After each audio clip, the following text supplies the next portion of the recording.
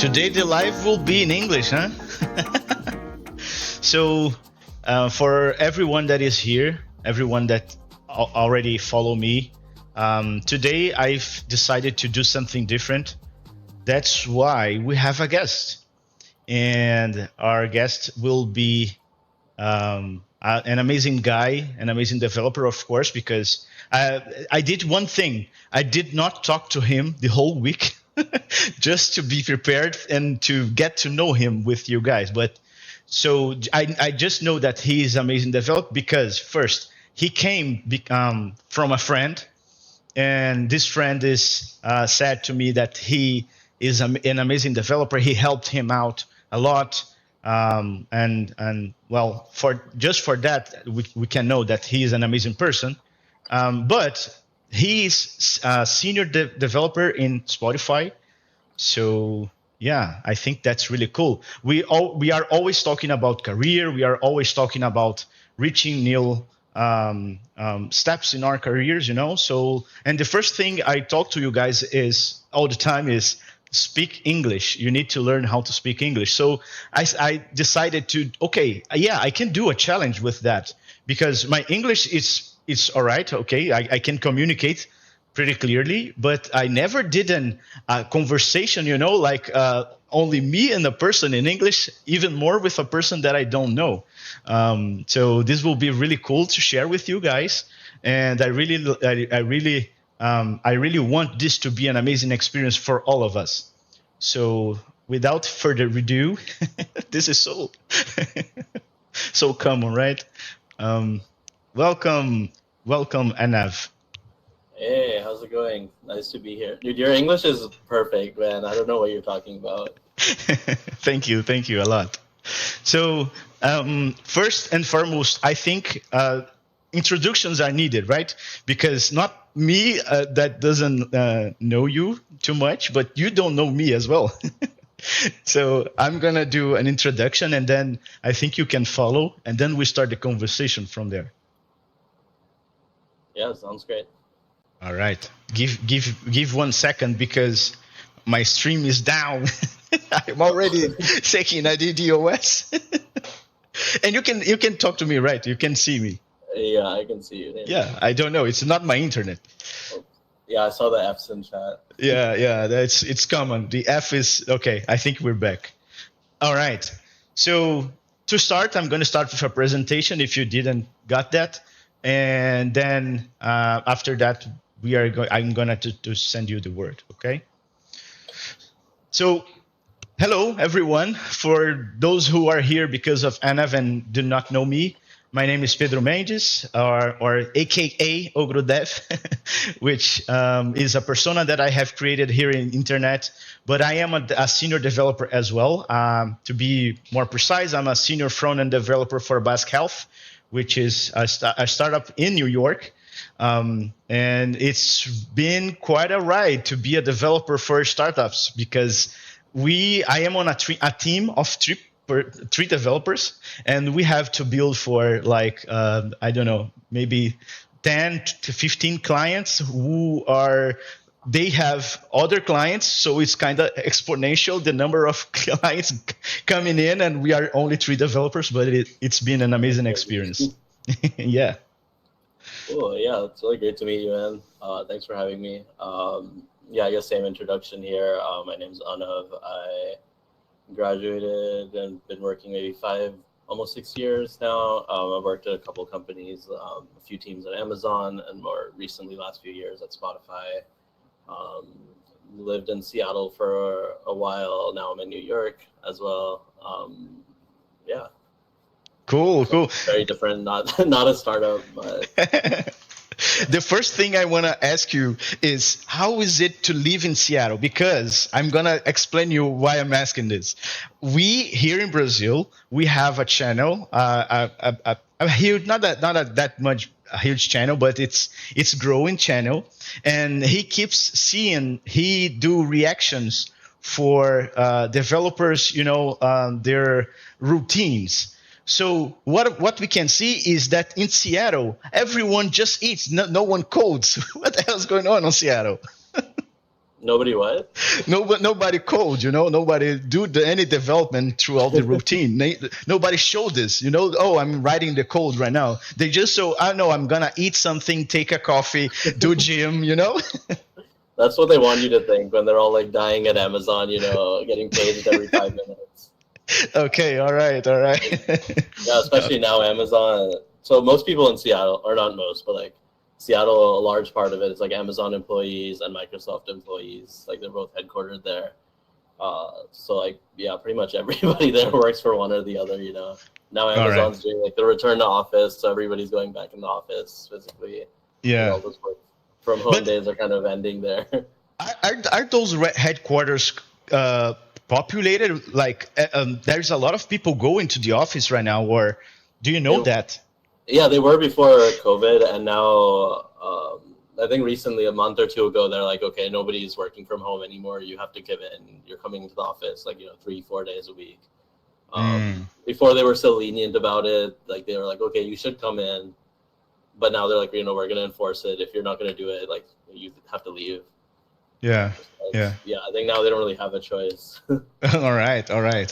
So I was talking to you before, and before we start talking about your career or maybe mine, and we exchange some information on that, but I talked to you before, and I think it's a good icebreaker as well.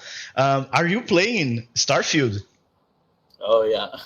And I'm not like a huge Bethesda guy. Like I played Skyrim, but I didn't play Fallout or anything. But I was. All right. There's so much hype, for like 5 years. We were like, is this game ever even going to come out? So I was like, I have to get it. I'm enjoying it though. What about you? Have you played? No, I haven't played yet because I'm still stuck in Baldur's Gate 3. So okay. I don't know how people got out so fast. I skipped that one for now.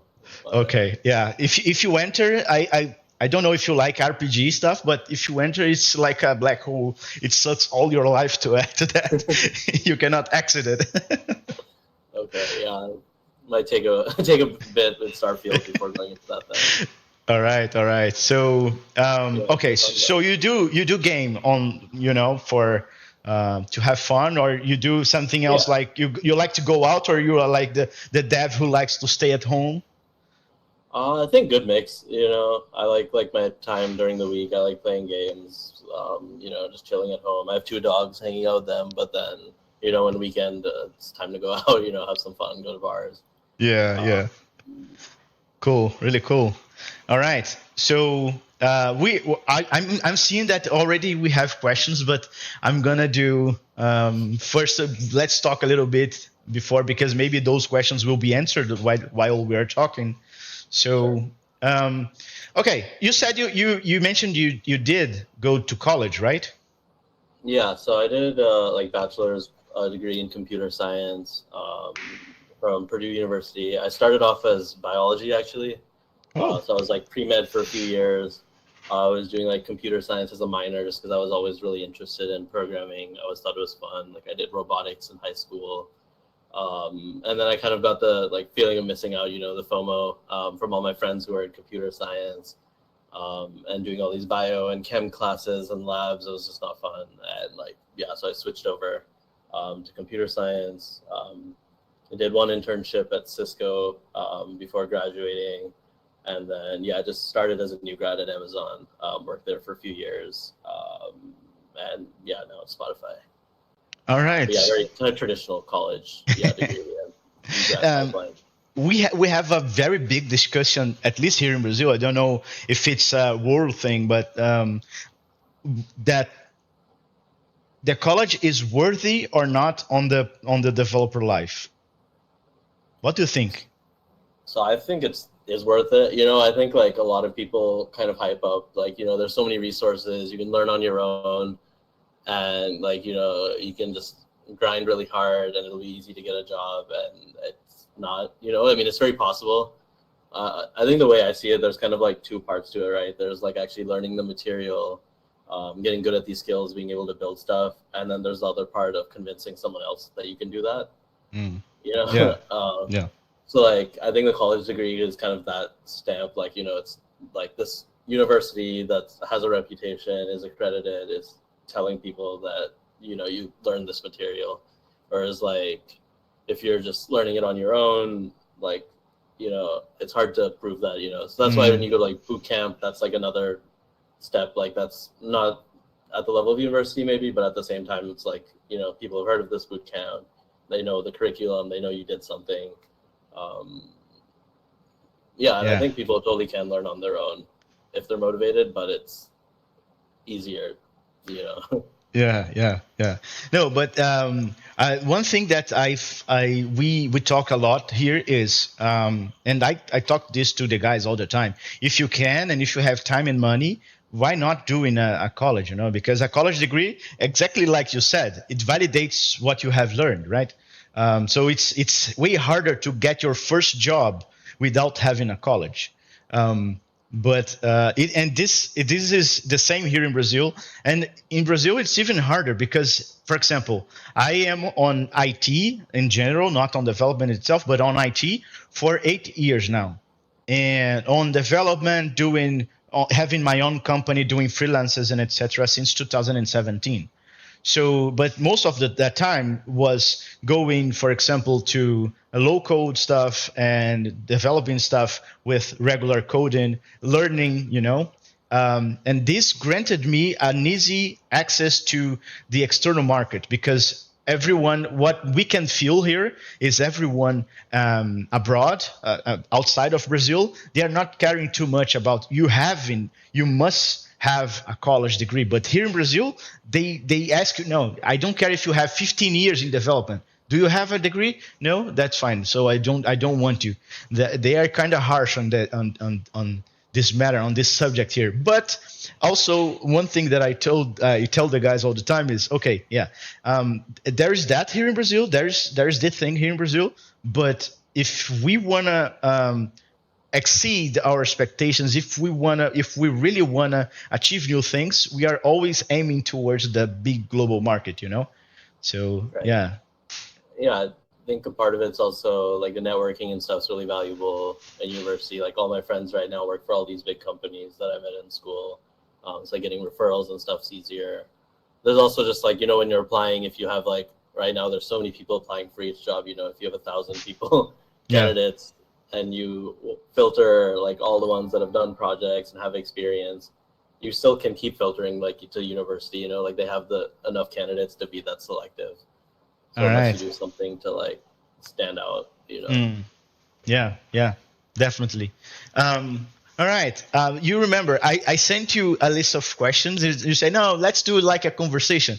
But some of those questions are really, the people are like eager to know, like, oh my God, please ask him this. But one thing that I think it will be a fun question is like if you had to start over, so erase everything you have in your mind, but you are going to focus on development. What would you do right now on those days?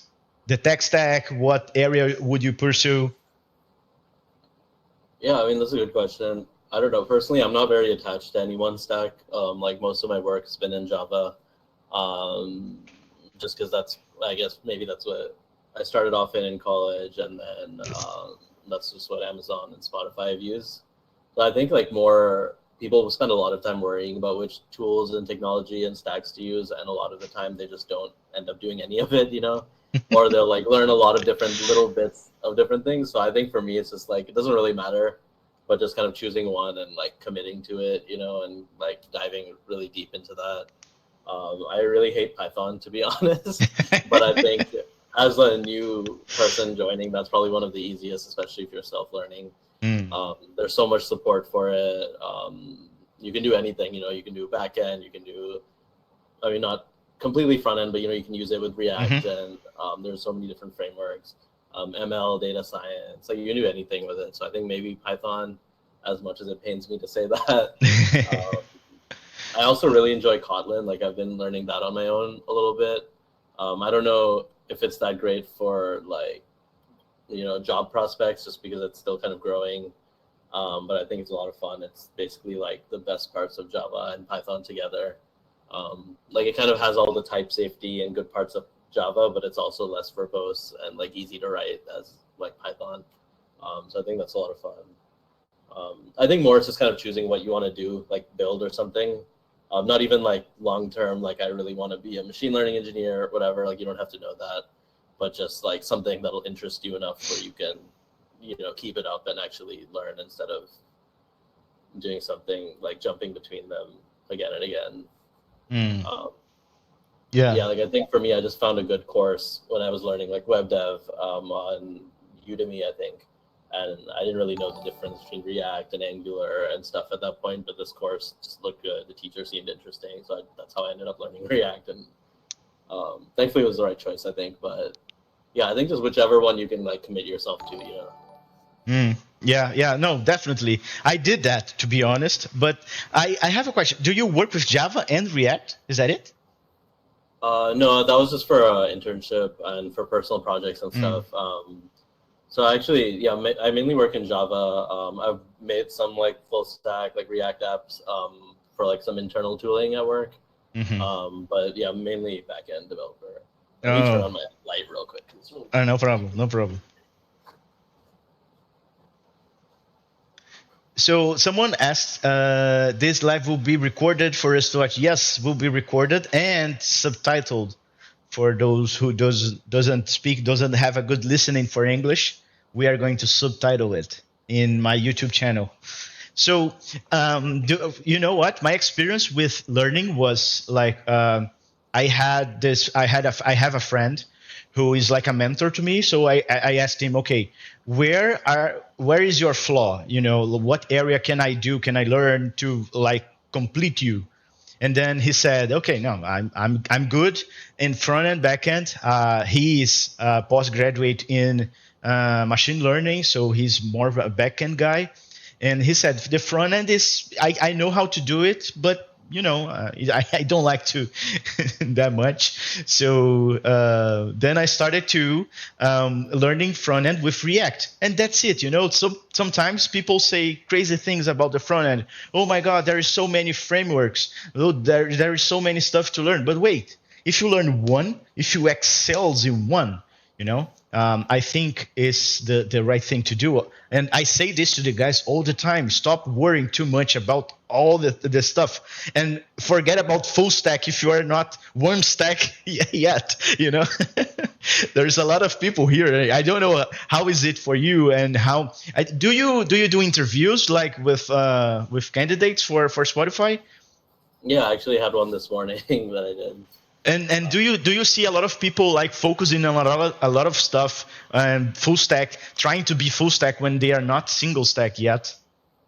So since I'm a backend engineer, actually most of the roles I interview for are also backend. Today I was actually with a full stack engineer, and she had like a strong background of just doing full stack stuff. She just learned. I think she also went to a boot camp, was self-taught, just focused on like one framework and web, got a job at another big tech company, and just I don't think she cared too much about framework. I think she just happened to like pick whatever the company used and just got really good at that. That's a smart idea. We don't have this here, at least, because one thing that while we were talking, I'm realizing is that I think people in United States, in America, they often have better opportunities to grow their career, because, for example, right now here, a junior level person in Brazil, they will not find a remote job too easily. And here in Brazil, we use a lot of old technologies. We are using Java 8 in many companies. So it's kind of hard to get opportunities in other places where the tech industry is not that much valuable as it is in America. Of course, this is not a problem of America. This is a problem of the other places.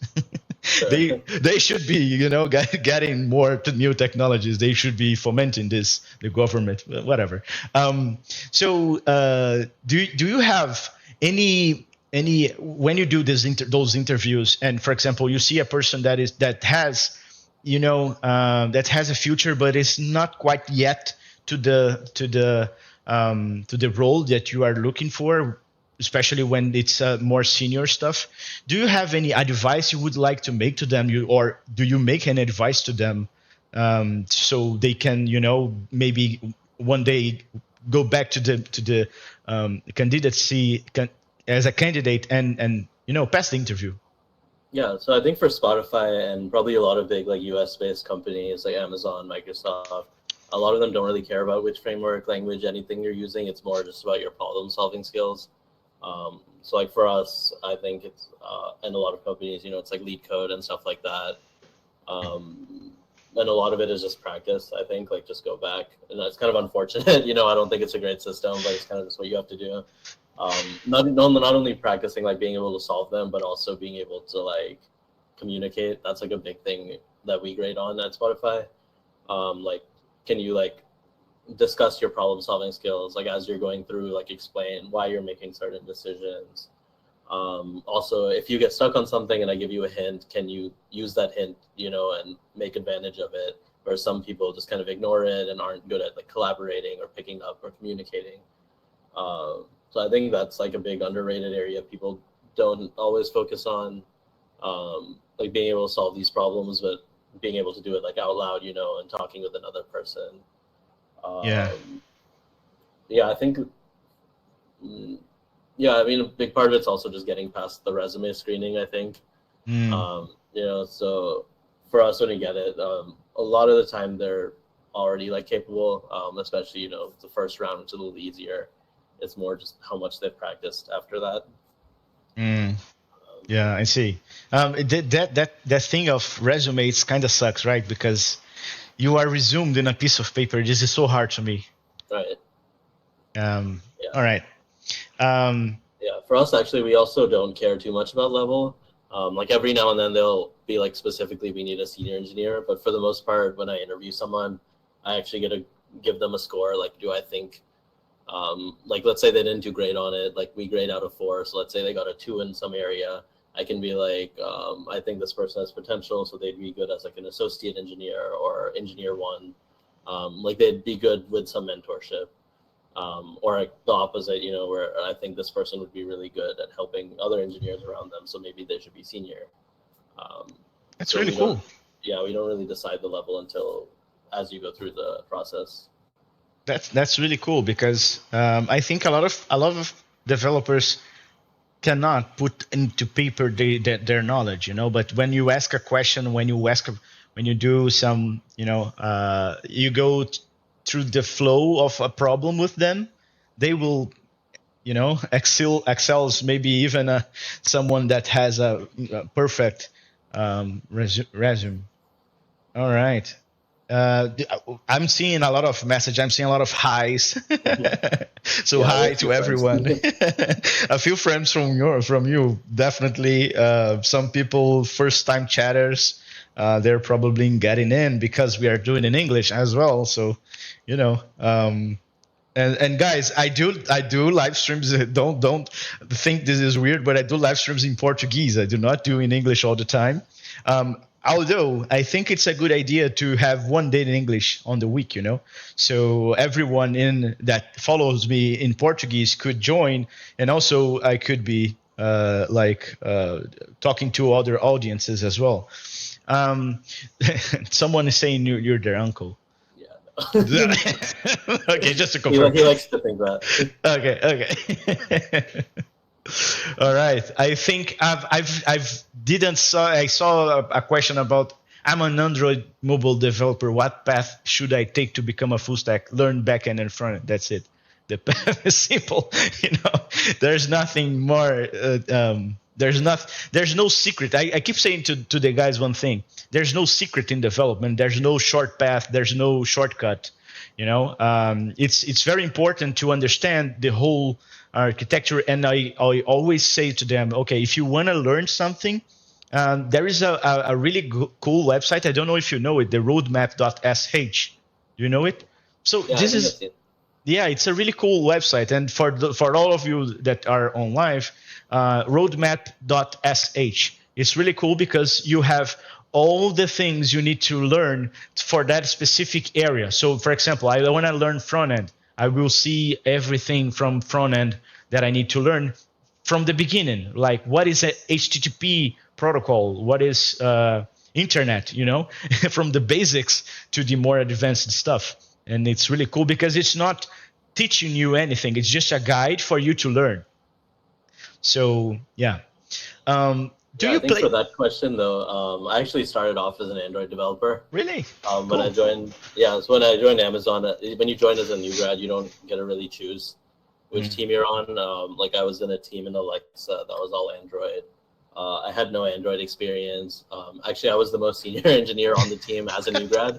It was like 3 or 4 of us new grads. Nobody, like manager who didn't know what was happening. Oh. Nobody even knew how to build the app. So it was like a struggle, you know.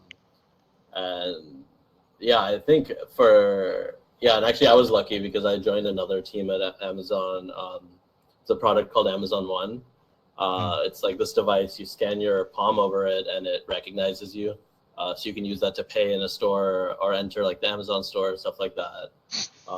And when I joined, it was like a very startup-y team, like top secret. So I built like most of the stuff on the device that you interact with. And it was a lot of fun. You know, I learned a lot, and I got lucky because I started off as Android, kind of not by choice, that I was able to do that. And then since on that team, I had all that knowledge about how the app works and stuff. The team that we worked with just let me switch to backend, which was really convenient for me. They're like, you know, we know you don't know backend, but you're good at Java, which is the same, you know, between backend and Android or Kotlin. And they're like, you know, you have this valuable knowledge of the app, so it's fine. You can like be backend, will help you learn. So I was lucky like that. I think for him specifically, you know, switching from Android to full stack, there's some great projects you can do, just like, you know, look up how to set up a backend API in whichever language, like Python, Java, Kotlin. Java and Kotlin probably is easy because you already know Android. And just, yeah, use Spring Kotlin, set up a backend API, and you have half of the full stack part done, right? The backend part of it. And you get to use that with the Android stuff you already know. But I think that's like a great way to do it. And once you have that back end, you know, you can figure out the front end part later. There's Of course. hundreds of tutorials. That's the easy part. You know, there's so many tutorials everywhere. Yeah, and if you're already an Android developer, the front end will be not that difficult because you probably will not use native things on the browser. You do not want to do that, and if you want to, for example, access a camera, it's really simple to find a tutorial online because you already know the flow of the data and how the data will be achieved, so you know how to look for it. And I don't think mobile and front end are too apart. You know, we have React Native, for example, which is the who knows React Native kind of knows React. You know, hi dog. And it's really cool because have you worked with React Native before? I have not. I know of it and I know React, but yeah, I've never tried React Native. Yeah, you know what? I keep saying to everyone that I'm a React guy. I learned React, but I do not like React Native. I don't know why. It's just my personal opinion, of course, but I don't have any logical thought on that. It's just that I tried sometimes. I could do some stuff, but I never liked the result. I don't know. Maybe I'm not a good React Native developer. Yeah, I don't know. Yeah, I don't think it's my thing. And you still have to know iOS, right? And you still have to know some Android. Like you can't just make your whole app like Yeah. React. Yeah, exactly. You need to understand how to access the native stuff on different environments. So yeah, and one thing that I keeps poking in my head is, for example, I don't know if you had this experience or if you have someone near you that has had this experience. But for example, I'm Brazilian, and right now I'm 31 years old. I already work for a company in US, even though the company doesn't sponsor a visa. But is something achievable to like not on this company, but to try to get a job on Spotify or any other company that you know, and maybe sponsor a visa? Is something that people still used to do nowadays? Yeah, so I have a lot of friends who are on visas, but most of them I think started on a student visa. So like they came here for college and then they joined some company. Like I have a friend at Microsoft, and then in that way I think it's a little easier when you join as a new grad. Like you're already part of the company. They know that you were an intern and did a good job, so they're willing to sponsor. I'm not entirely sure about like, yeah, I don't really know. I don't have a lot of experience, just applying. I know Spotify does actually hire remote though, in a lot of our job are remote Americas, so that's like Brazil, Mexico, US, and Canada. So that makes it like pretty convenient. I don't know about like visa sponsorship, like if you can ask to like transfer to the US, but at least working remotely, like you're in the same like job pretty much. Yeah, yeah. I know, for example, that Spotify, as you said, is hiring remote, but a lot of companies, and even now, even more now, that they are trying to go back to the hybrid or, how do you physical, presential? How do you say? Yeah, they like physical or Physical, okay. in office, yeah. In office, yeah. Or So they are yeah. trying to go back to in office, on site, yeah.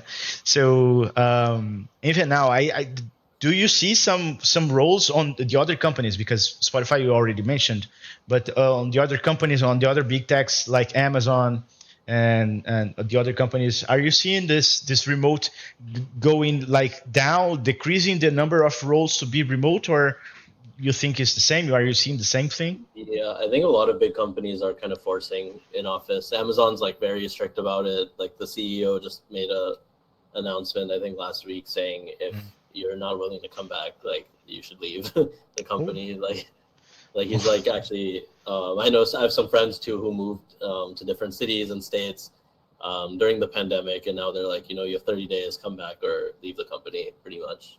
So they're like very strict about it. I know Google has like hybrid, like you have to be in the office 2-3 days. I'm not sure about Microsoft actually. I think they're also kind of leaning more towards in office and hybrid. I haven't seen a lot of companies that are like, you have to be in office 5 days a week, but most of them are like, it seems like it's headed that direction, at least hybrid. Yeah, and Zoom is doing that also, Yeah, right? That's What so the hell? Right?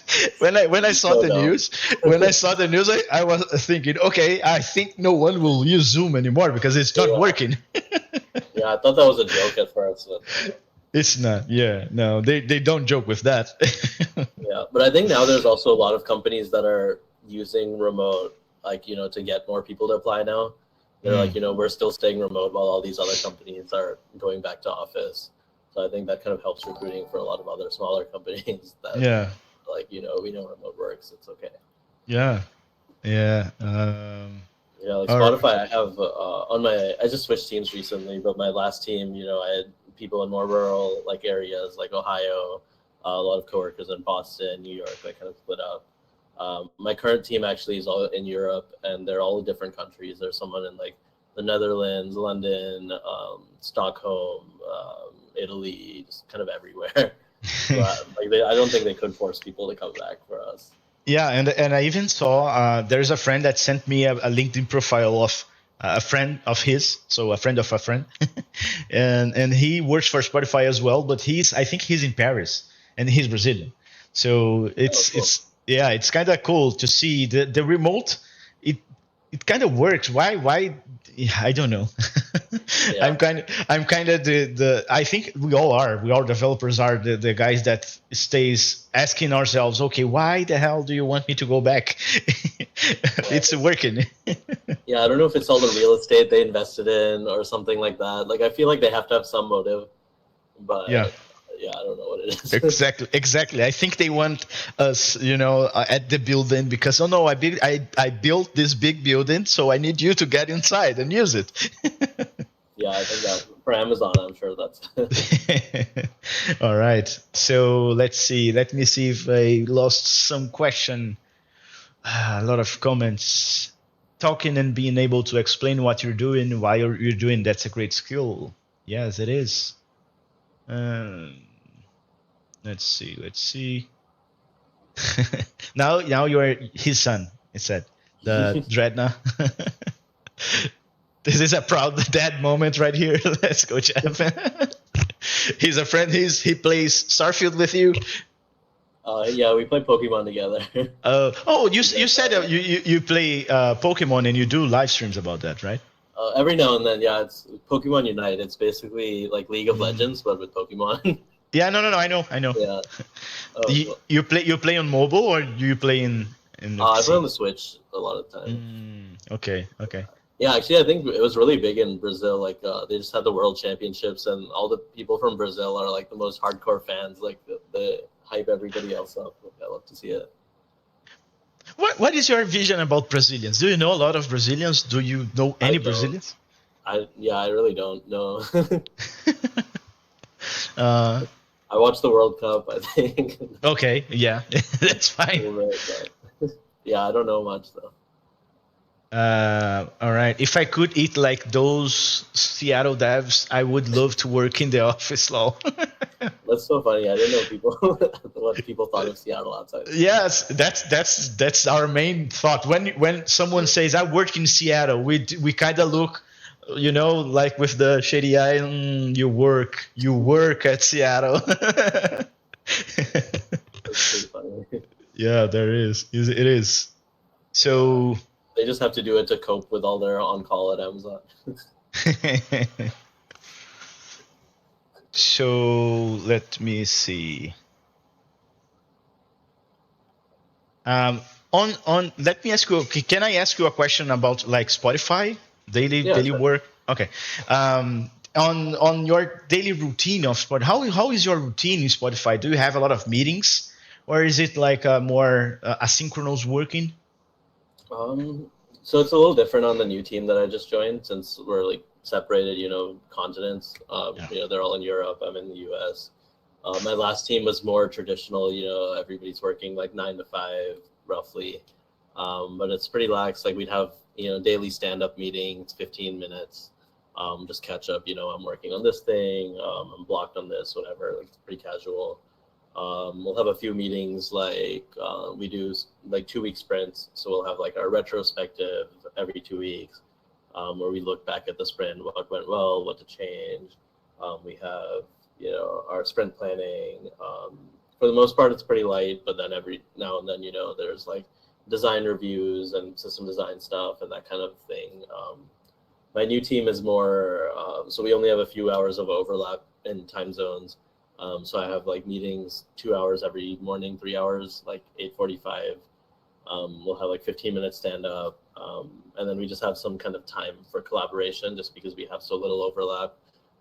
So some days we cancel that because we don't have anything to discuss. Other weeks, it'll be like 1 or 2 people who hop in and we're like, let's pair on this problem that we're stuck on or discuss this thing that I'm working on. For the most part, it's not too many meetings. But yeah, it kind of depends on the teams as well.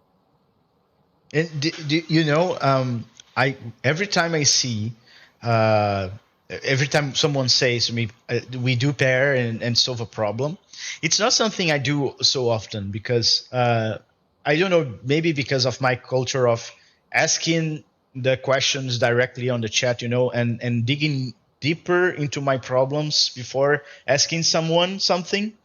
But it's when you say pair, it's like regular pair programming. You open the code, open the screen. Yeah. Sometimes, a lot of the time, it's more like I'm stuck on this issue. I can't solve it. I just need another pair of eyes. It's not something that I've done a lot in my other teams as well. It's more new just with this team. I found it helpful just because we have like so little time overlap. It's just more useful. A lot of the time, it's more like we're debugging this specific issue that I've been looking at for a while. I just need like another pair of eyes on it. It's not usually like, I'm just going to watch you code. Okay. Some people think of. But it's really team dependent. I know some engineers really don't like pairing and stuff like that at all. But I think that's totally fine. Some people like it maybe a little too much. Yeah, for me, it's kind of middle ground. It's just helpful to have like somebody to collaborate with, or as like if I was in the office, I would just go over to somebody's desk and ask them and be able to get that help. But virtually, it's a little, harder. You kind of have to make more time for it explicitly. Yeah, most of the time that I ask for help, like when I'm struggling a lot and oh my god, I need a new set of eyes, a new pair of eyes, and I reach a friend who is a Brazilian as well. In the team of 3, there's 2 Brazilians, so yeah, and I reach him and say, dude, please help me. And then we do a code pair programming, a pair programming. I open my screen, I show everything I'm doing, and then it's always something like, oh no, there's a comma there, something like that, you know. Yeah, sometimes you just need the extra eyes, it's helpful. It is. Yeah. But Yeah, I think it's very it's valuable. frustrating when it's problems like this, right? Yeah. But yeah, I think you really just have to find what works for your team. Like I'm not gonna force someone to pair with me or share my screen if they're busy. Yeah. But some engineers enjoy it. And, yeah. That's nice. That's nice. Um, there is a good question here. Well, first there is not a question but a comment. For folks like us with a degree already in a very very distinct field like law, I was thinking of doing a post-bachelor in computer science plus law-related field, but I don't even know what to major in. Do you have any advice for him? Yeah, I mean, I think any degree is better than no degree, especially for US like companies. Like it helps just having a degree, even if it's not related, that you can add your projects to. But at the same time, having an actual computer science degree will always still be the easiest or most direct path to get into these companies. So it's just kind of up to financially, if you can afford it, taking 4 years or 3 years, however long it takes to get your degree instead of working. And yeah, I think that's kind of the main thing. Like if you can afford that, then I think it's worth just getting a computer science degree and majoring in that, or informatics, or something along those lines, data science. Um, but if you need to work and you don't have those capabilities to go to the school, then or you can't afford it, then I think it makes sense to just keep the degree you have and self-learn, do boot camp, something like that. All right. Here in Brazil, it's totally different the way we handle college. We have like and it's often really hard to apply to some role in a US company because, for example, the US company will ask the major and stuff like that, and we do not have that. We don't Oh, have. really? No, we don't. We have, for example, computer science. It's a 4 year or 5 year, depending on the college. And you do this, and that's it. That it's done. You are focused on. You are kind of bound to a schema of what you will learn throughout those years. Education here in Brazil, major education here in Brazil, it's we have good teachers, but we have poor laws, poor regulations on the education. Because when you enter the college, you already know, for example, you don't, not you, the student, but Yeah.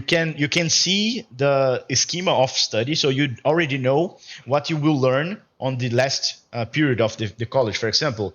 But the technology changes every day, right? So whenever you reach the end, it will completely outdated. Right.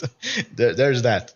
This, I don't know if this happens in US, but this happens a lot here in Brazil. Yeah, I mean, I think it depends on the degree. I think there's definitely some degrees that are like that are more like, practical and application based, where it's more like software versus like computer science, which, doesn't get old because it's more a theory. Like it doesn't matter which language, but you're working on like the foundation specifically. Like the discrete math, algorithms, data structures, compilers, OS, like the foundation's all going to stay the same. Like we use Java, we didn't use like the most latest stuff in class, like streams and all of that, like new Java stuff that everybody uses, but like we still learn all the concepts, loops and algorithms and everything. So I think it kind of prepares you to be able to learn all these different technologies, but it's more like the foundation than the specific application. Does that make sense? Yeah, it does. It does. But it depends on the school a lot, though. Yeah, of course. Here it doesn't. All schools. No, okay. Yeah. No, I see your point. There are schools that needs to be updated more because others, like computer science, for example, they teach the basis. So the basis will be always the basis, right? All right. We have a good question. What do companies like Spotify and Amazon think about their software engineers having commercial/profit focused side projects? Is it a problem? or they do actually encourage you to do it? They definitely don't encourage you. I'll say that.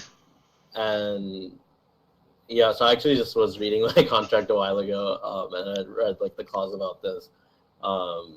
You have to disclose pretty much anything that you're working on outside of work to them, and they have to approve it. Like otherwise, you're just not allowed to do it. If you've ever seen Silicon Valley, like the show, you definitely can't do it like using company resources. Like you don't want to use your company computer, you don't want to use like company time. But even on top of that, you have to disclose it to the company, and they have to approve. They have to make sure it's not related to anything the company's working on. Like Amazon's so huge. There's people working on literally like anything you can imagine, and like pretty much any idea you have, there's probably some team doing something similar. So they have It's to approve, impossible. Yeah. So I think it's definitely hard. I think it depends on how big the project is as well. Like if you're just hacking at something, maybe it doesn't really matter. But if you're trying to actually like actively make money from it, it's maybe a little, you want to be careful about that. All right. We have another good question as well. How do you feel about people reaching out to you about getting a recommendation to get at least to the interview? Getting though is going to be about his performance, but in today's market, as you may know, got very hard to get an invitation if you don't have a FANG history. Yeah, I mean, I had to turn my LinkedIn connections off if you don't know my email, because I would get so many random people.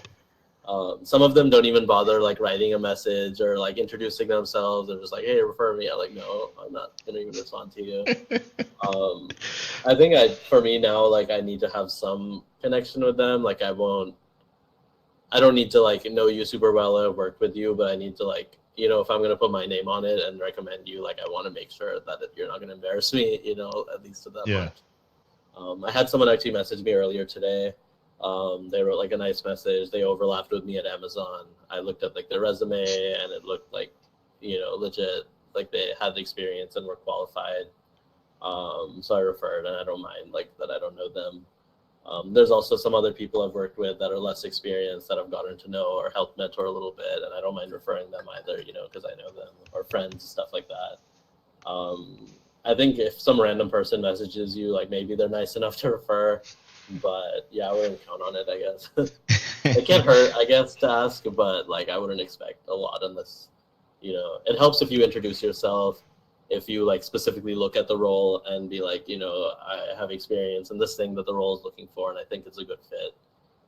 Something like that, like then I'm like, sure, it looks like you're qualified. I'll get my referral bonus. That's like that. That's cool. That's cool. And going into the referral, like kind of like, do you have too many people asking you for like coupons or maybe accounts in Spotify, stuff like that? Not as many as I thought. I think people Okay. joke about it, but people kind of know that's not like a thing like that. It doesn't work like All that. right. All right. All right. I I do have a thought, friend with Microsoft who hooked me up with the Game Pass really cheap. That was really convenient.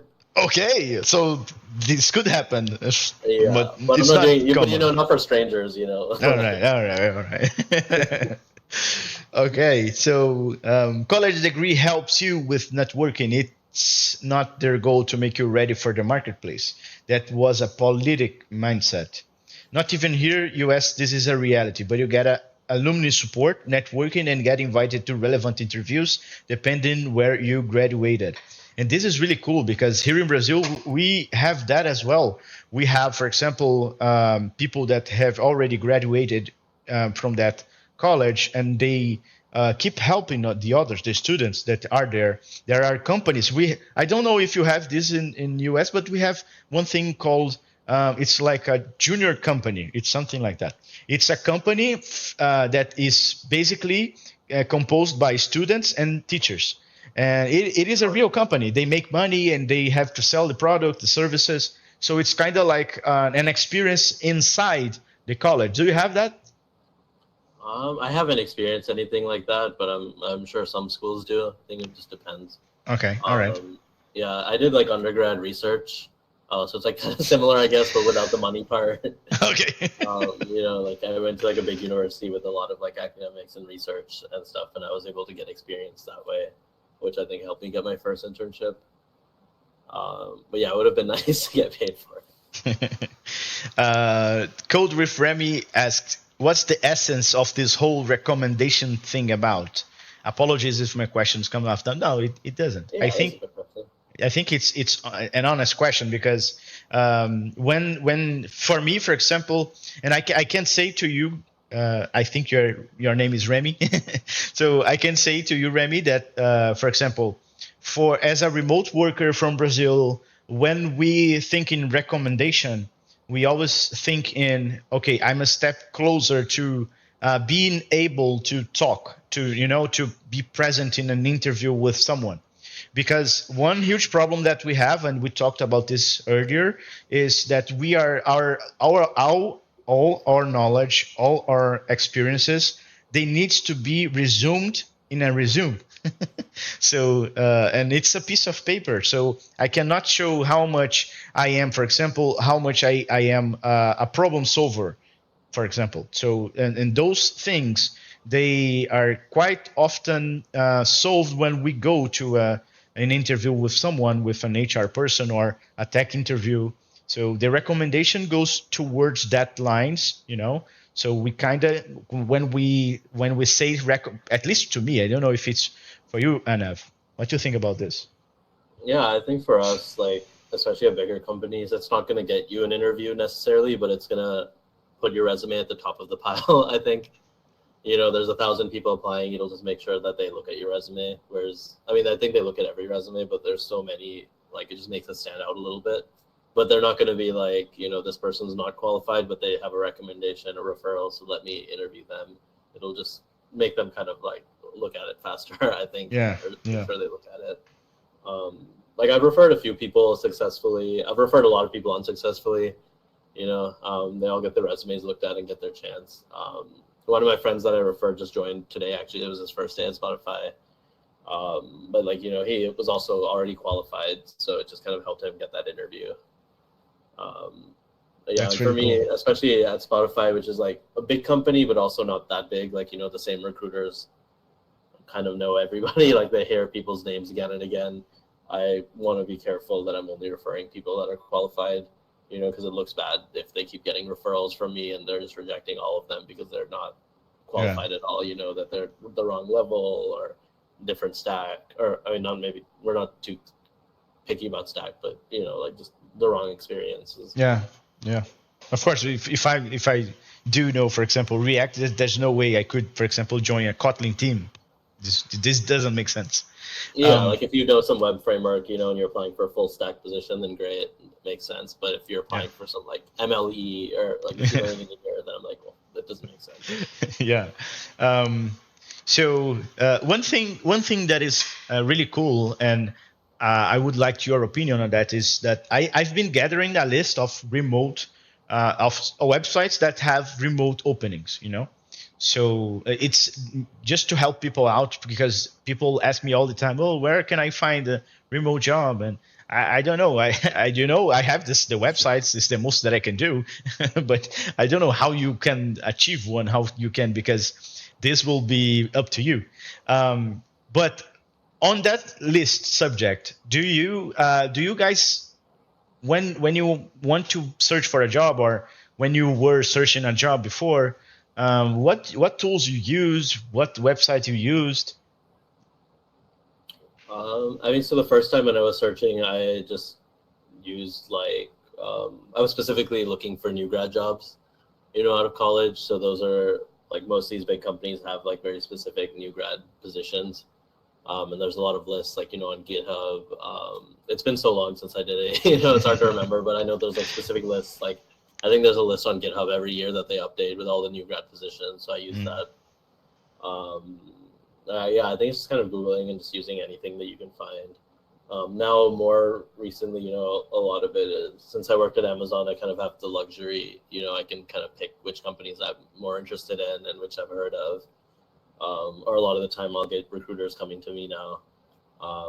But I think if I'm looking for like startups, you know, like the Y Combinator website is really good.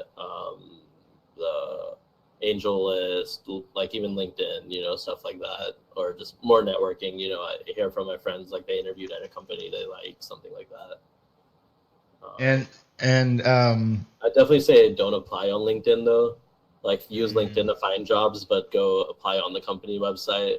At least that's what I've heard. Like it kind of helps. Like it be okay. more successful, or do both maybe even. Yeah, why not? Yeah. I keep saying for everyone, okay, if you are unemployed and you are searching for a job, I think you should, try everything. Why not? The no we already have, so we must Yeah. go after the yes. Yeah, I think Um, some people give some bad advice though, and they say just even if you're not qualified, just apply. There's no harm in it, and I don't think that's necessarily true. Like maybe there's no harm in applying, but like it's kind of a waste of time. Like I think like for I mean everyone. depends. Yeah, like depends what level you're at. Like if it's like it says 5 years and you have 3 years experience, then sure, who cares? Do it. But if you like don't know any of the technologies and they list like required, then like it's just kind of wasting everybody's time. I think. A Yeah, lot of it maybe be a little more selective, not about the stack or something, but just like be kind of realistic. I think look at perfect. yeah, like Yeah, don't apply perfect. for senior positions if you haven't even worked yet. If you're a new grad or something like that. Like Yeah. Yeah, I say all the time. Look at all the knowledge, all the requirements, and forget a little bit about the time. Of course, if they are asking for 10 years and you have one, you can forget about this. But sometimes 3, 2, 5, it's the same thing. For example, yeah, uh, yeah, working with TypeScript for 3 years and working with TypeScript for 10 years, you will not learn anything new. right. Because No, TypeScript is agree. is there's nothing too much to learn. Yeah. But I mean, like So people applying for like machine learning role when they've never done anything with machine no, learning stuff yeah, like that. Like you're not gonna just get lucky or something like that. exactly. It's not a lucky thing. Yeah, the years and stuff, a few years off, it's not a big deal though. um, do do Spotify have a blacklist? Blacklist. Wait 1 year to be able to apply again. Oh, like you applied and then to try again. Yeah, I think I don't actually know how long you have to apply. I think it depends how far you get to. Um, like I think if you just apply and don't hear back or anything, you don't interview, then you can keep applying. My friend that joined today, I referred him maybe 5, 6 times for different roles, and it's not that he wasn't qualified before. It's just the role fills up. There's so much competition. I think if you interview, I want to say it's maybe 6 months to a year before they'll interview you again, but I don't know for a fact. I think most companies, though, it's probably like a year. Mm, Um, all right. yeah, the other question too, I think it depends like who you're comparing to, if it's good or not. Like I think Spotify pays well compared to a lot of companies, but not as good as like Facebook, Amazon, Google, all these big tech companies or like the hot startups. Um, Part of it I think is the European company, so they like pay really well for Europe and maybe a little less well for the US, but it's kind of like in the middle. They really don't give much stock or RSUs. It's like 4 years vesting, but the amount it's like they kind of consider it an extra reward, and you don't get a lot. But the base pay is pretty good. All And yeah, I right. think changing job is probably definitely any company. I think changing job is going to get you a higher salary faster. Yeah, and this is for everyone, even to us that work remotely. There's no way. I've had an experience before with a consultancy company, and I was making X, and then I received a proposal to make 3.5x, and then I presented. I was too naive. I presented the offer to them like, oh, you want to cover this? And of course they didn't cover entirely, but they raised my salary a lot. Nice, yeah, Yeah, like 2.5x, 2.5 to 3x, but that's great. still, yeah, but still the offer was to 3.5x. And Right, what happens was I became to that consultancy company an expensive employee. So when the project ended, because the company that was hiring my consultancy company, they decided to end because the contract was too high for them. They didn't want it to pay anymore. They wanted to pay the developers themselves. So and then at that time I was expensive, too much expensive for them. So they did not wanted to pay me. So what happens? They fired me, and then 1 month later they reached me again to, oh, do you want to work again? Okay. and they made an offer like the half of what I was making before. That's crazy. Yeah, and Yeah, I think that. Yeah. No, go Go ahead. ahead. No, I was just going to say that I didn't accept it. Yeah, that's fair. Yeah, I think some companies like Amazon, I've heard from some like senior managers and stuff that you can play that card like once pretty much. You know, you get a counter offer and they'll match it. Usually, I've seen some really high, you know, going from like 250 or 200,000 to 350, like, you know, matching like Snapchat. And you know, you gotta be smart about when you do that because they'll let you do it once. Other companies like Spotify, they're just like, okay, you got another offer, go take it. Like, bye. Yeah. Even now, I just got promoted. I got only 5% increase. So like my rent's going up more than that. So now I'm like, they know it's like a lot of effort, you know, to interview and get other offers. They think like you're comfortable. Like, why are you gonna move? You know, like. And you're not at a bad place, you know. Like I think companies that pay you that do not pay you enough, they are the ones worried about. Okay, will this guy leave at any moment? Because I'm not paying him enough, so he could just leave. You know. Yeah, Spotify has like thousands of applicants every day. You know, they're like, who cares? We'll get someone else to replace you. Exactly. One thing. What? Okay. No, wait.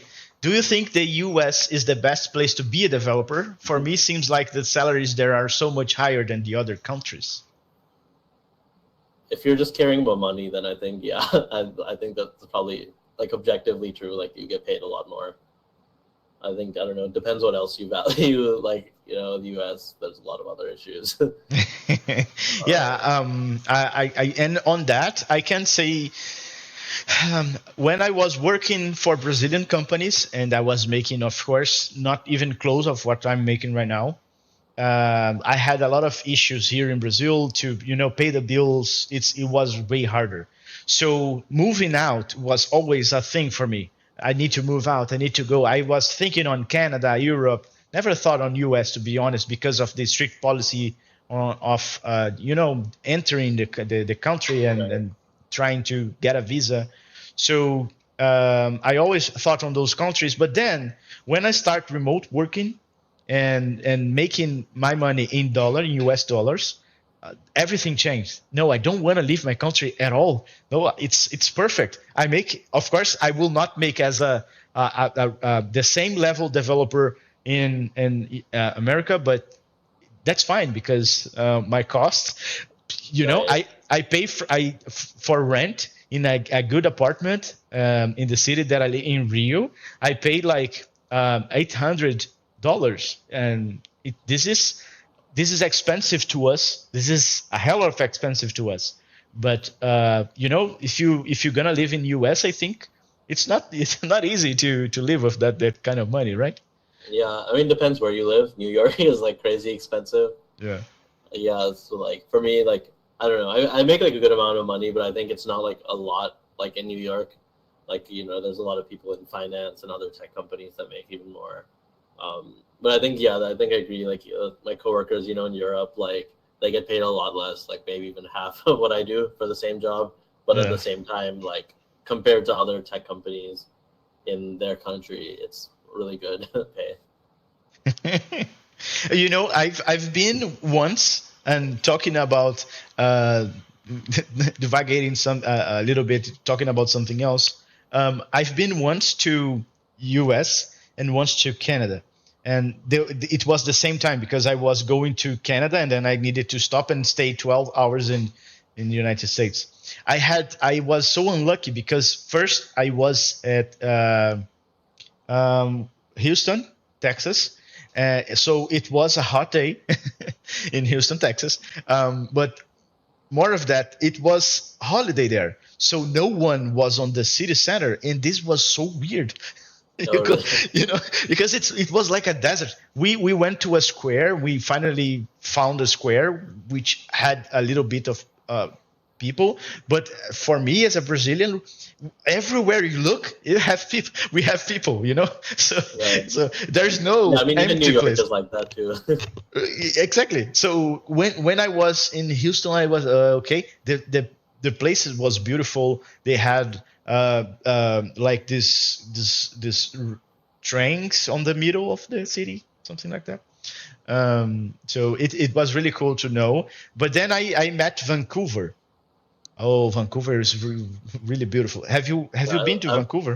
I've only been once because it's close to Seattle. But Yeah. yeah, it's great. I love it. You know, I've won a hackathon in 2017, and the price of the hackathon was go to Vancouver with all the expenses paid. It Oh, that's was, sweet. yeah, this was an amazing experience That's because awesome. we stayed. I don't know if you met. There is in all an event place there. There is Pan Pacific Vancouver. The hotel is on the side of the Pan Pacific. Have you been there? On No, I this don't think so. specific? Okay, this hotel, this Pan Pacific Vancouver, is like a traditional hotel from there, and they have 5-star. They are 5-star hotel. So we stayed there, and it was amazing experience because I never been in a 5-star Yeah, yeah. hotel before. Sounds awesome. It was really cool. But then I negotiated with the events organizers, and then what I asked them was, okay, are you going to pay? You are going to pay 5 days for me to stay in Canada. So what if I pay for more 5 days, and you just bought me a ticket for 5 days later? And they said, okay, that's fine. Those other 5 days, we stayed in an Airbnb that was, oh my God, it was so far away from the city center because I did. It's hard when you don't live there. You don't know how far things are. Exactly. So I was like all the way up to North Vancouver, and I was like, oh my God, where I am. I took 2 buses to get there. It was way far. Okay. But it was a cool experience either way. Yeah, that sounds great. The only hackathon I won, I got a portable charger for my phone. So nowadays, we win Alexas here in Brazil all the time. Everyone Oh has an man, they give Alexa. those out everywhere. Those echoes. Even There's at no. Amazon, when you work there, like they just have so many. They just like to give them out for like every. Because they're too cheap to buy like real prizes for anything, and they're like, Alexas are cheap here. Like we work at Amazon, like everything. People just turn them away. They're like, no, we don't need any more. No, I don't. I have 10 Alexas already. When I say Alexa, the 10. Okay, what do you want? Yeah. All right. There is a question. I don't know if you have seen it. Why did you choose Seattle? I don't know if it was a choice, but why did you choose Seattle? I do think they have an office here in Atlanta. You really got to choose the freaking cold weather. Snow is coming for you. I mean, Atlanta has the opposite problem. It's like a sauna in the summer. It's so hot. I grew up in like near Portland, Oregon, so it's like 3 hours south of Seattle. So I had a lot of friends already in Seattle. My family was close by. It's also Amazon's main headquarters is Seattle. So for me, it was kind of just like being at home. So that was pretty nice. It's close enough where my parents can visit, but far enough where they have to tell me before they come. It's Yeah. like, good balance. Yeah. I personally love Seattle. I think if you like nature, like it's just a beautiful city. There's a lot of water around and just a lot of nature. It's maybe a little too much tech, I think, for me. The same as like a Bay Area and like California, San Francisco. It's just like everybody's in tech. Whereas New York, I feel like it's like a nice mix. Like I have friends at other companies working in tech, but it's like, I have friends who do like all sorts of different things, and it's like really cool. I think the variety is nice. Yeah. Yeah, no, it seems because, well, New York is like Rio. We have people from everywhere coming here, right? And here in Brazil, it's a little bit less than New York, I'm sure, because New York is like, okay, it's everyone wants to go to New York, right? It's like the dream city of the dream travel city to be in the Times Square, Spider-Man, that kind of stuff. That's the kind of stuff we actually see as a reference from New York, the Spider-Man. Yeah, I think I took it for granted before I moved here. Like when I came here, I was like, just the diversity is like really nice. Like in Seattle, especially where I live, where it's close to Amazon, it's like everybody's either like white, Indian, or Chinese, pretty much, and there's very little other like diversity. Whereas like in New York here, like there's literally like any culture you can imagine. Like there's like a Chinatown and like Little Italy and like it's all these neighborhoods that are just like specific. Like here's all the Dominican people, stuff like that. So I think that's really cool to see. Like it's just you go on the subway and you just see like every type of person.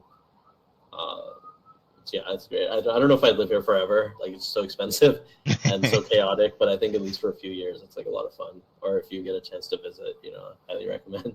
But you are living there because you want, right? Because you are working remote. Yeah.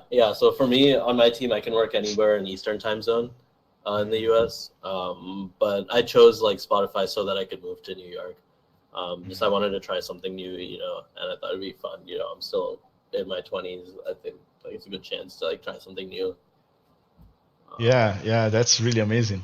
That's really amazing because I do that often. Last year I came to Rio, and to be honest, how can I say the day after tomorrow? The day after tomorrow, right? Yeah, I think that's the day after. Okay, because we have a word for that in Portuguese. Oh, really? Yeah. So the day after tomorrow, I will go to another city. It's close to Rio. It's close to the Rio, the big city, but it's inside the state for sure. And it's really cool to change, to change the airs, to see new people, to meet new people. And I say all the time to the guys, because we as developers, and it's like a stigma where everyone looks for developers like they are weirdos in front of computers, Yeah, and I say this to the guys all the time. Guys, we need to stop being weird. Go talk to people. Right. You need to have like the skill.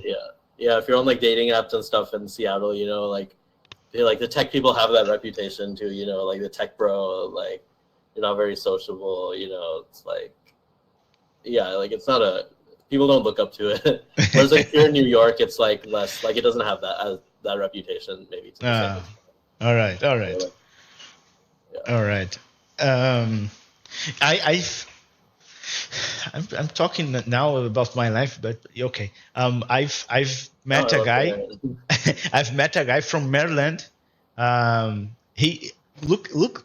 This is a funny experience. I was working far away from development. I was working in a phone company, but like a phone store in the street. So in Rio City Center. And then when two American guys, they walk on the store, only talking in English. No one on the store could speak English. So I tried to help them because my English was not like that. For example, I didn't have any practice, and I didn't went to any school to learn English. I learned English because I don't remember how, but and I always keep saying that was playing Pokemon to cut the tree. I need to have the HM 0202 on Vermilion. Yeah. Vermilion gym. Yeah. Okay. Yeah. That. Sorry, but that fucking gym got me to learn English because I did. Oh my God! What is cut? What the hell I need to do here? I didn't know. I was a child. Okay. So then I learned I never English. thought about how much reading there is in Pokemon games. Like it's a lot of reading. It's a lot, and if you do not, because before I just pressed buttons. I wasn't playing. I was just pressing buttons. Yeah. So I tried to just press buttons, and nothing was working. So, oh my God, what I need to do? I remember my brother who did like an English course. So he got past that gym. So I asked him, how did you do that? And he said, no, I won't tell. And oh my God, no. That's funny. Yeah, it is. So, and then the guys walked on the store, and they asked, how can I buy a cheap phone? Because my SIM is not working here. And I said, okay, you need to go left, go right. And I gave the instructions. 30 minutes later, they walked back to the store and said, can you go there with us? Because no one speaks English. And I was in the middle of my work, Yeah. I looked around and I said, okay, I went to my manager asked him, I'm gonna use 30 minutes of my lunch to go there with the guys, and then I went there. It was an amazing. It was an amazing experience. We trade cell phones. We still talk with each other through Facebook nowadays, and it's really cool to have this kind of relationship. We met. I think we've encountered each other 2 days. So I took them to visit some places in Rio, and I was like their guide.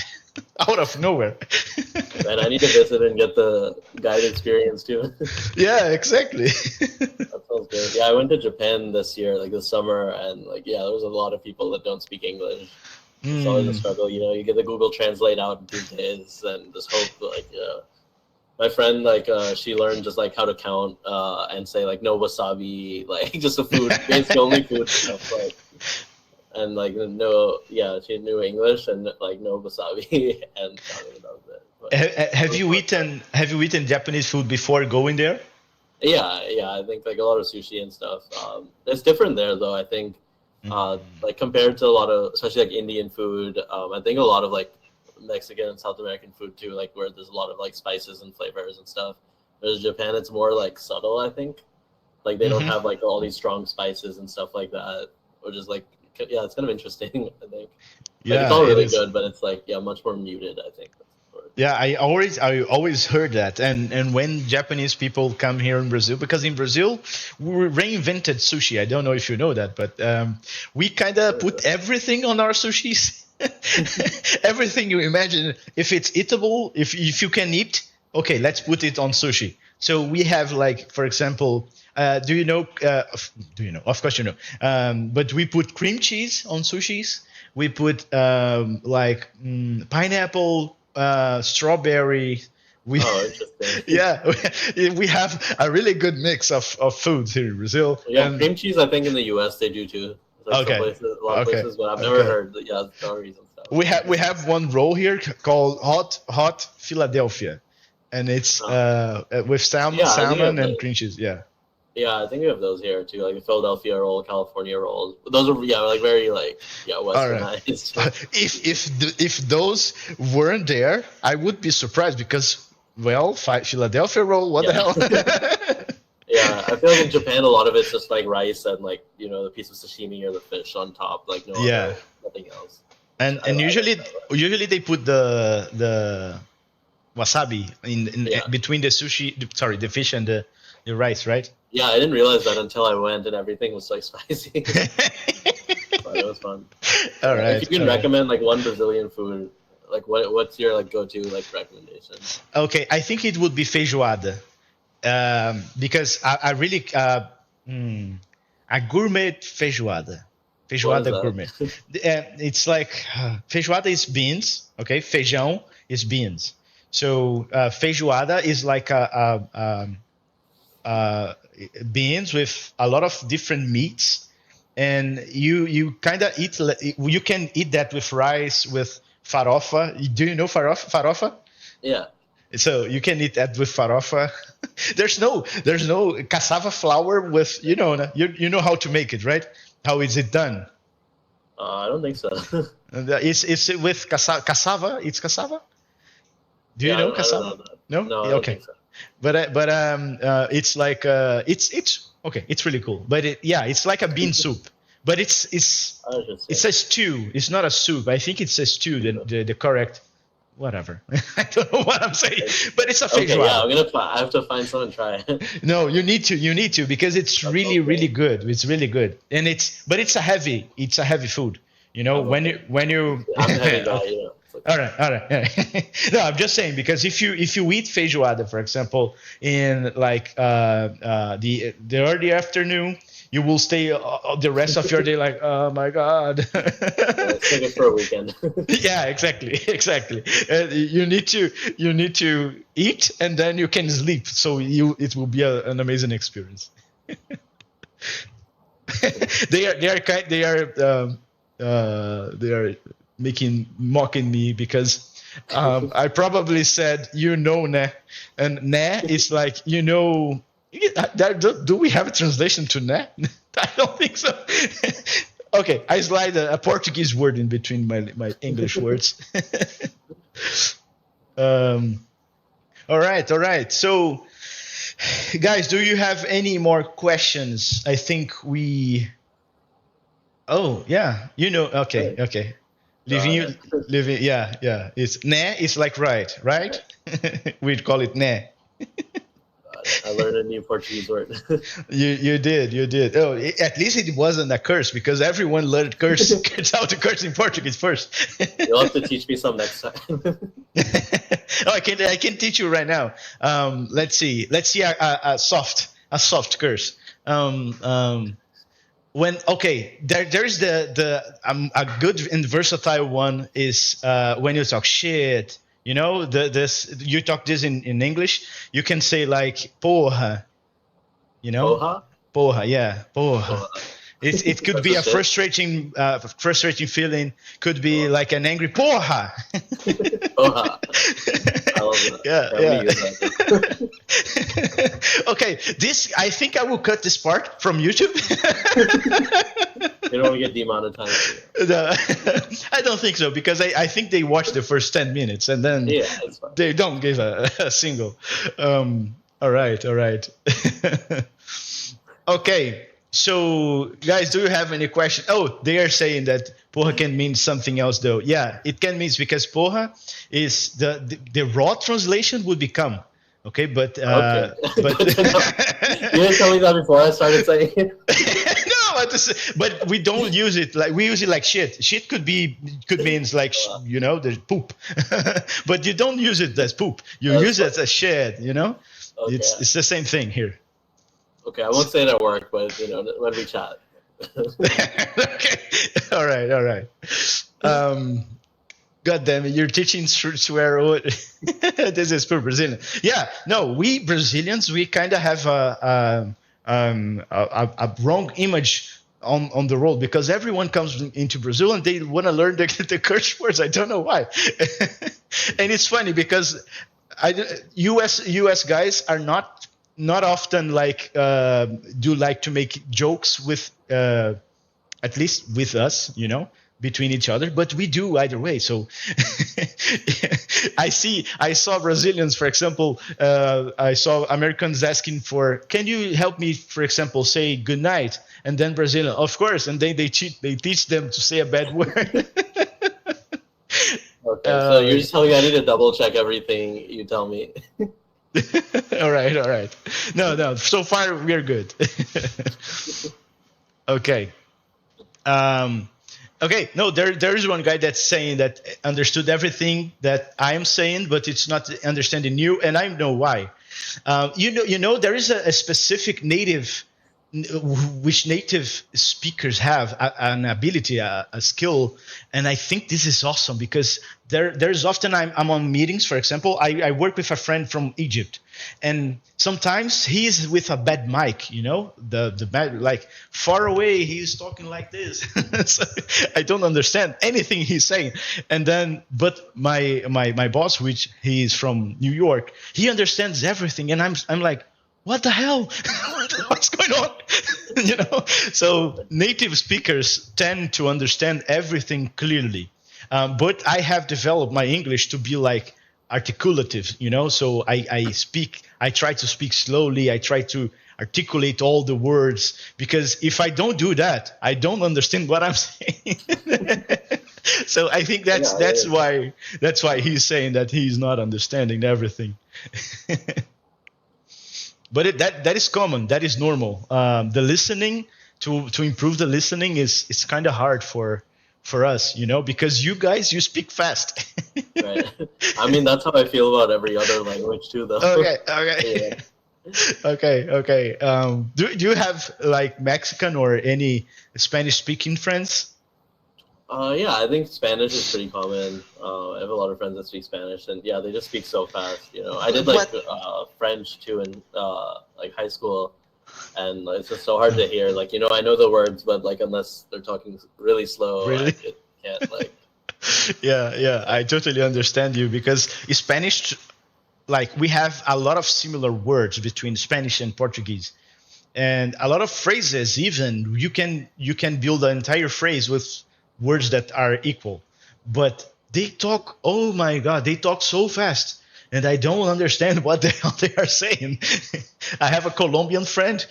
When he starts speaking Spanish, no, thank you. Is this host guy on the server? I'm not. What server? Yeah, I'll shoot you an invite to my Discord if you want to join. I want, of course. And yeah, I think your YouTube's the same, right, as your Twitch? It is. Everything is Ogrodev. My Instagram, which I don't have many followers. I've started. Thank you. I think if he's following me, you guys could follow me as well. yeah. Remy's gonna learn Portuguese now. Okay. We have also a community, and it's nice to say that, because we have also a Discord server where of course we have mostly Brazilians, but the Discord server is all in English. We have Portuguese rooms, Spanish rooms, but it's really cool because we are forming a community from the live streams, and I keep saying to the guys, I want to build a community for everyone to share knowledge, for people to get to know each other, to practice other languages, and also to grow in our career. So I'm kind of trying to build something like that. And it's really hard. yeah. If you want English people, I guess send me the link. I'll share with my community as well. For sure. I will. So, guys, look, I'm not going to keep asking this. So if you have any questions, send them now. Let me see, especially Argentine. Yeah, they speak fast. That was his first live in English. This was my first live in English, but I will do more. I have, for example, this Colombian friend. Since I do not speak Spanish, we will do a live in English, because he has more than 20 years only with development. What the hell? I also have my previous director of software. I did not invited her yet, and I'm just saying that I want to invite her on live, and I will send her this clip so she cannot say no to me. So I want her here as well, because I think it's really cool. One thing that I want to ask you: do you see a lot of women in tech in your team in general?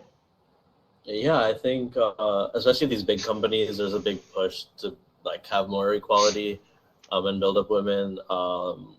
Most of my managers have been women. I think my current team is about half women and men, so it's really nice to see. But going to school in computer science, it's definitely mostly men. There's a few women. So it's nice to see in these big companies that they're kind of making sure that it's diverse and equal, especially when you work at Spotify. It's a product that the whole world uses. You want the company to be representative of the customers that are using it. You want people from all over. You want men, women, all types of people, because if you just build it for men, from men, it doesn't work like that. Yeah, perfect. No, I have one really bad problem with in my entire life. I only have worked with one woman, and it's she. She was director of software, and she's American. So I never worked with a Brazilian, for example, Brazilian woman. And we do also have this nowadays. We have a lot of companies trying to push that that opportunity to women, so trying to provide boot camps and stuff like that, but I still don't see it. Yeah, I think it's definitely a process. I think some of the more experienced staff engineers, for example, women that I've worked with, it seems like they kind of had to fight to earn their place. Yeah. They're qualified, more qualified or just as qualified as everybody else, but they have to make sure that their opinion's heard, and they really fight for it. Where now, I think it seems like it's improving, at least at these big tech companies. Yeah. All right. One people have asked, I'm late now. How you got your job in Spotify? You already said that, right? Yeah, so I think I joined Amazon as a new grad, worked on a few different teams. I actually had a referral at Spotify, so that helped me. One of my Amazon friends moved over there, referred me. He actually went back to Amazon when I joined Spotify, but like, yeah, I think the referral helped me. Oh, Yeah, I that think the name just, I think for anything, it's like, you start at the bottom and work your way up, like, in college, I did a lot of like projects and stuff on my own. I did hackathons and built my portfolio. I did undergrad research. And then I used those like on my resume to get my first internship. And then once I had the internship, I can use that, to get the first job. And then I use that job to get the next job. Like, you kind of just have to start small and work your way up, I think. yeah, Is like the yeah. main thing. One thing that came to my mind right now. Do you have a portfolio as a backend? No. Okay. I mean, I think once you, like, I know a lot of people talk about doing side projects and stuff, but I don't know that many people that do. I think once you're in the industry, Yeah. like, the work, your job speaks for itself. Yeah, but do you have an idea, for example, even for interviewing someone of a good project to be in a portfolio for a backend? Yeah, I think that's a great question. So I'll say, a lot of people have kind of the same stuff, like this like chat website or this clone of this other app. And I think that's good for learning, but you can just find a tutorial online and follow that. So like when I see that on a resume, I'm like, do you actually know this, or did you just follow a tutorial and copy paste? So I think like it's similar to what we were saying before, like you have to know the material, but you have to prove to others that you know it. So like, I think one great way to do that is something like open source development, where you're solving like real problems. You have other people looking at your pull requests and your code and reviewing it.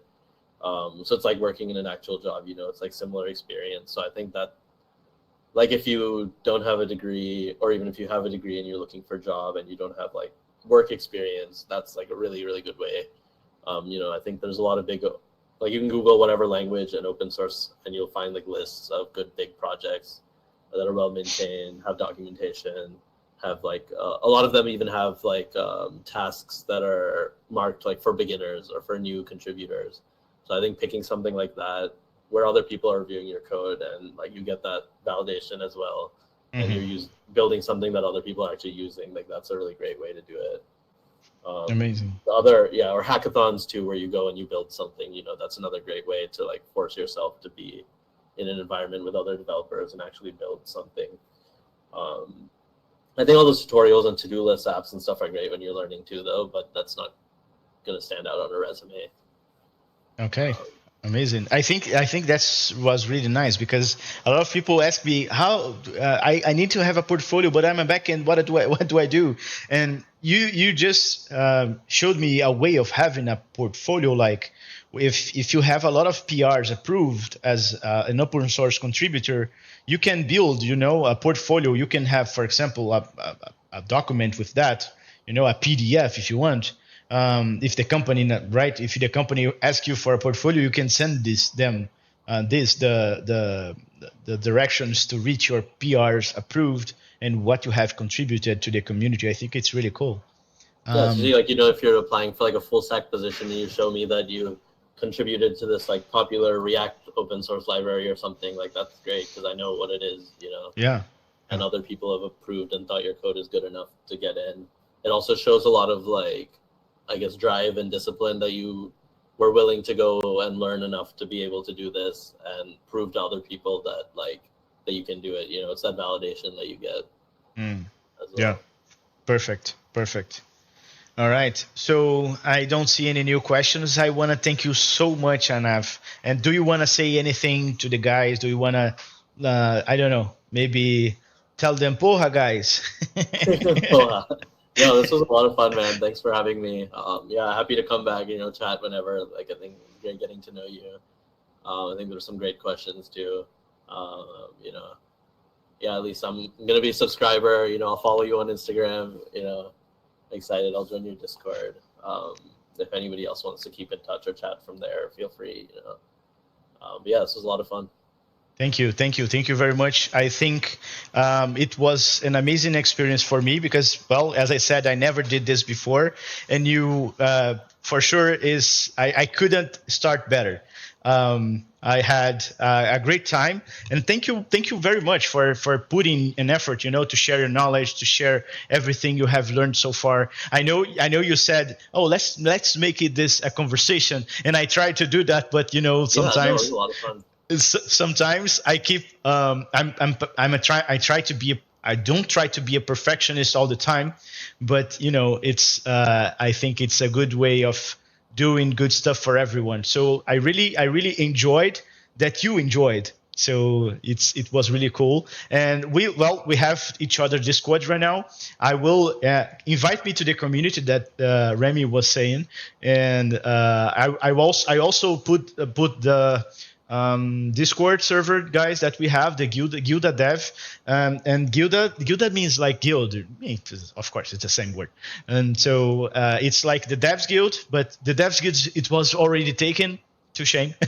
So it's Gilda Dev. It's like kind of in Portuguese, and we gather around. We talk in Portuguese all the time, of course, but also we have English speaking people there, which could not only help you, but trade, exchange experiences. What we are doing here live, we could do there as well. I'm there all the time, answering questions and talking to people. So yeah, it was really cool. All right. Thank you, Remy. Thank you for being here. Bye, everyone. Anav, again, thank you. Yeah, thanks, man. Yeah, I'll talk to you later. All right.